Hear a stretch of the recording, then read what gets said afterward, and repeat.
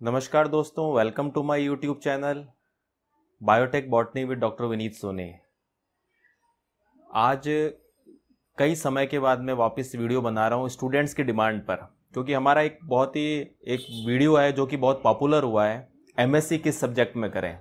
और एक साल के अंदर 1 लाख लोग उसको व्यूज़ देख चुके हैं। मेरे पास फ़ोन आते हैं कि सर ये जो वीडियो आपने बनाया है काफ़ी अच्छा है। और उसी तरह जो एमएससी किस सब्जेक्ट में करें, अब मुझसे बात करते हैं स्टूडेंट्स जो बीएससी कर रहे हैं कि सर बीएससी के बाद क्या करें।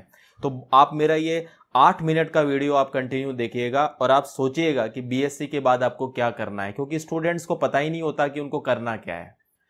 तो स्टूडेंट जब देखिए, सबसे बड़ी जो प्रॉब्लम है इंडिया में वो ये है गाइडेंस की कमी।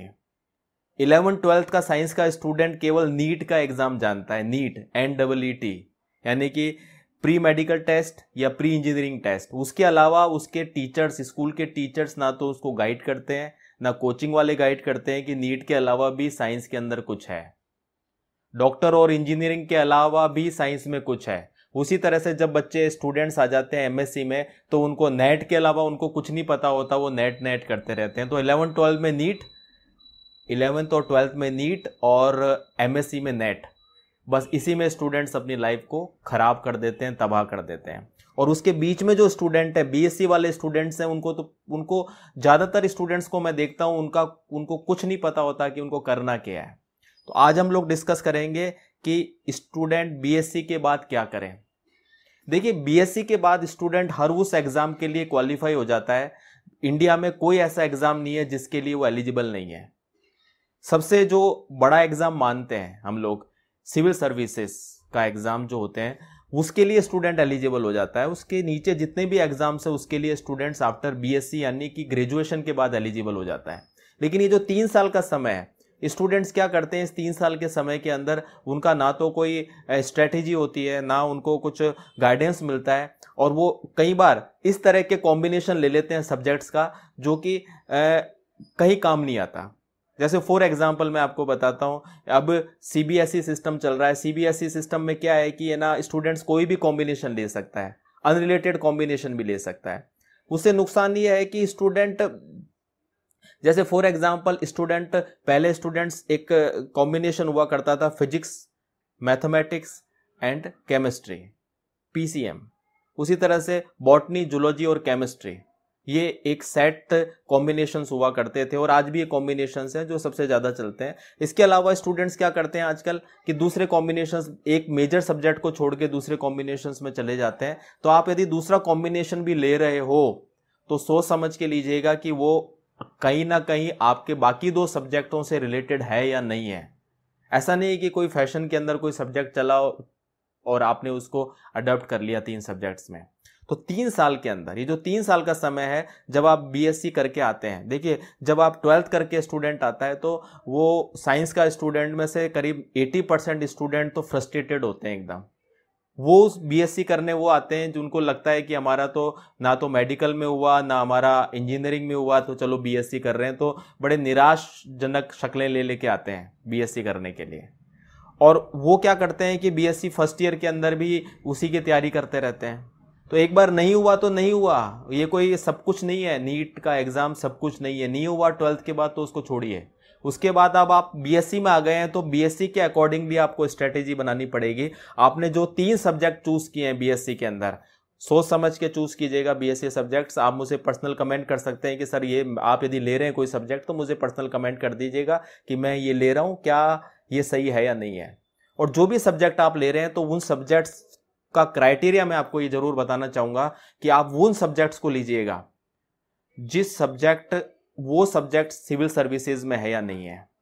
जैसे फॉर एग्जांपल आज भी बायोटेक्नोलॉजी का सब्जेक्ट जो है वो सिविल सर्विसेज में नहीं है, माइक्रोबायोलॉजी का सब्जेक्ट सिविल सर्विसेज में नहीं है।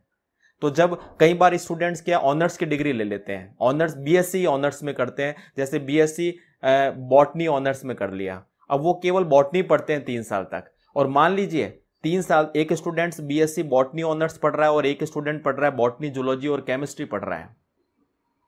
तो इस ये जो स्टूडेंट है जो तीनों सब्जेक्ट पढ़ रहा है उसके पास तीनों स्कोप है कि वो किसी में भी एमएससी कर सकता है, फ्यूचर में उस किसी भी सब्जेक्ट में जा सकता है। लेकिन जो बॉटनी ऑनर्स पढ़ रहा है 12th के बाद ही उसने डिसीजन ले लिया कि मुझे बॉटनी ऑनर्स पढ़ना है, तो अब उसके पास कोई भी बीएससी के बाद कोई भी ऑप्शन नहीं बचता कि वो बॉटनी को छोड़कर दूसरे सब्जेक्ट में नहीं जा सकता, क्योंकि उसने एक ही सब्जेक्ट पढ़ा है। तो कभी ऐसी गलती ना करें, ऑप्शंस हमेशा ओपन रखिए अपने सामने। ऐसे सब्जेक्ट लीजिए जिसका स्कोप बीएससी के बाद भी बरकरार रहे, जिससे आप कॉम्पिटिटिव एग्जाम्स को क्लियर कर पाए। इंडिया में कोई भी ऐसी सर्विस नहीं है जो बिना कॉम्पिटिटिव एग्जाम्स के आपको मिल जाएगी। स्टूडेंट्स जो हैं या तो बीएससी के बाद एग्जाम को फाइट करें या फिर एमएससी के बाद करते हैं, तो आना तो आपको इन कॉम्पिटिटिव एग्जाम्स पर ही है और आपको देना पड़ेगा।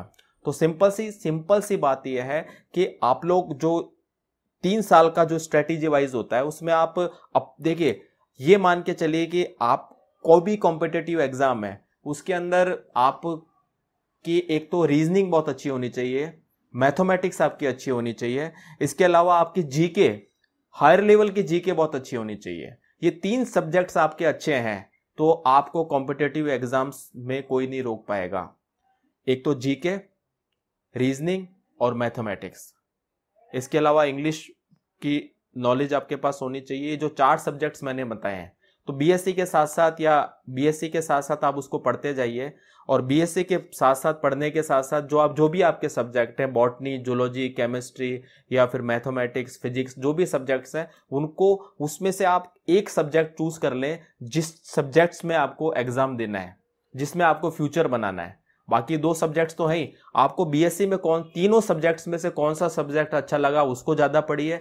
आपको ये मत दुनिया की कहने पर मत जाइए कि इसमें स्कोप ज्यादा है, इसमें स्कोप कम है। हर सब्जेक्ट में इक्वल स्कोप है।